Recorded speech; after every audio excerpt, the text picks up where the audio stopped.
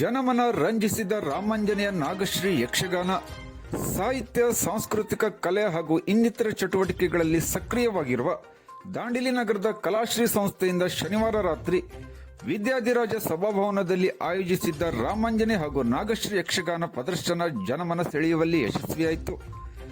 ದಕ್ಷಿಣ ಕನ್ನಡ ಜಿಲ್ಲೆಯ ಹೆಸರಾಂತ ಭಾಗವತ ರಾಘವೇಂದ್ರ ಮಯ್ಯ ಹಾಗೂ ರಾಮಕೃಷ್ಣ ಹಿಲ್ಲೂರ್ ರವರು ಭಾಗವತರ ಪಾತ್ರದಲ್ಲಿ ಗಮನಾರ್ಹ ಪ್ರದರ್ಶನ ನೀಡಿದರು.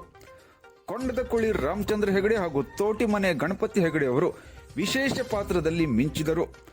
ಕೋಡಿ ವಿಶ್ವನಾಥ್ ಗಾಣಿಗ, ತೊಂಬೆಟ್ಟು ವಿಶ್ವನಾಥ್ ಆಚಾರ್ಯ, ಹೊಸಪಟ್ಟಣದ ಚಂದ್ರಹಾಸ್ ಗೌಡ, ಸಿದ್ದಾಪುರದ ನಿತಿನ್ ಶೆಟ್ಟಿ, ಉಪ್ಪುಂದು ಕೃಷ್ಣ ದೇವಾಡಿಗ, ವಸಂತ ನಾಯ್ಕ್, ಮಂಜುನಾಥ್ ಶೆಟ್ಟಿ, ರಂಜಿತ್ ಕುಮಾರ್ ವಣ್ಸೆ ಸೇರಿದಂತೆ ಮೊದಲಾದ ಕಲಾವಿದರ ಪ್ರದರ್ಶನ ಜನಮನ ಸೂರೆಗೊಂಡು ಚಪ್ಪಾಳೆ ಗಿಟ್ಟಿಸಿಕೊಳ್ಳುವಲ್ಲಿ ಯಶಸ್ವಿಯಾಯಿತು.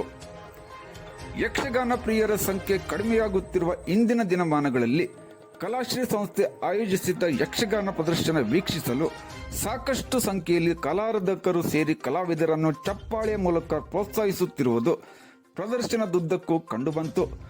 ಕಲಾವಿದರಿಂದಲೂ ಪ್ರೇಕ್ಷಕರ ಪ್ರೋತ್ಸಾಹಕ್ಕೆ ಮೆಚ್ಚುಗೆ ವ್ಯಕ್ತವಾಯಿತು. ಕಲಾಶ್ರೀ ಸಂಸ್ಥೆಯ ಅಧ್ಯಕ್ಷ ಪ್ರಕಾಶ್ ಶೆಟ್ಟಿ, ಪ್ರಮುಖರಾದ ಸುರೇಶ್ ಕಾಮತ್, ಬಿಎನ್ ವಾಸರೆ, ಸುಧಾಕರ್ ಶೆಟ್ಟಿ, ಕೀರ್ತಿ ಗಾಂವ್ಕರ್, ಶೇಖರ್ ಪೂಜಾರಿ, ರಾಹುಲ್ ಬಾವಾಜಿ, ಸೋಹನ್ ಶೆಟ್ಟಿ, ಆರ್ಜಿ ಹೆಗಡೆ, ಸಂಜೀವ ಮಗುವೀರ್, ಸಂತೋಷ್ ಶೆಟ್ಟಿ, ರಾಮಣ್ಣ ಹೆಬ್ಬಾರ್, ಗಣೇಶ್ ಹೆಬ್ಬಾರ್, ಚಂದ್ರು ಶೆಟ್ಟಿ, ವೀರೇಂದ್ರ ಶೆಟ್ಟಿ, ಮಿಥುನ್ ನಾಯ್ಕ್ ಮೊದಲಾದವರು ಯಕ್ಷಗಾನ ಪ್ರದರ್ಶನದ ಯಶಸ್ವಿಗೆ ಶ್ರಮಿಸಿದರು.